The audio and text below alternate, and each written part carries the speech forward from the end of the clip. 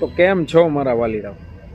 આજનો આ શોર્ટ્સ થોડોક સેન્ટી છે, તો જો કોઈને ના જોવું હોય અથવા એવું ના ગમતું હોય તો સ્કીપ કરી શકો છો, કોઈ પ્રોબ્લેમ નથી.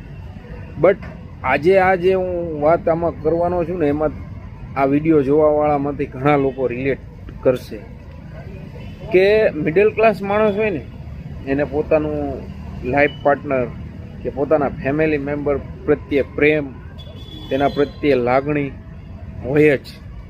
બટ શું કહેવાય, એક કામની મજબૂરી, ટાઈમની મજબૂરી, એના લીધે એ ઘણીવાર છે ને પોતાની ફિલિંગ, પોતાનો પ્રેમ એ સામેવાળી વ્યક્તિને વ્યક્ત નથી કરી શકતો, મતલબ કે કહી નથી શકતો.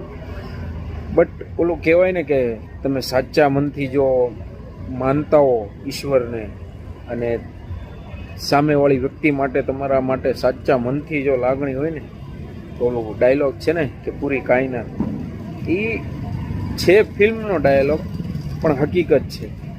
કેમ કે મારી પોતાની કાલ એનિવર્સરી છે, બટ ઓફિસેથી રજા લેવા માટે થઈને હું આખો દિવસ મૂંઝાતો હતો.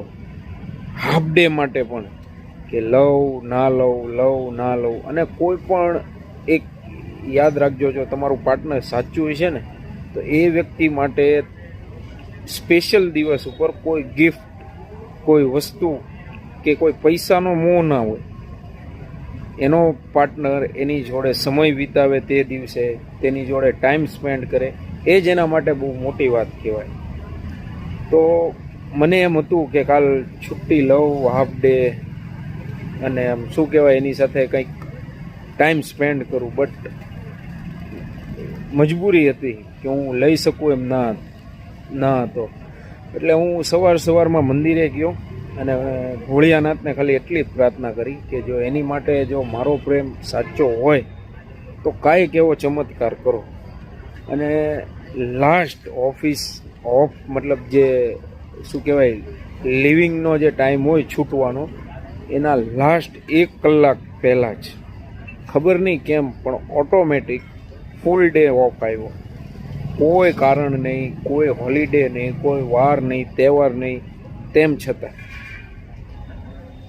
તો હવે એ વાતની એક્સાઇટમેન્ટ દીવના ચહેરા ઉપર કેમ આવે છે એ તમને બતાવું. કાલ મારે આખા દીની રજા છે. તારા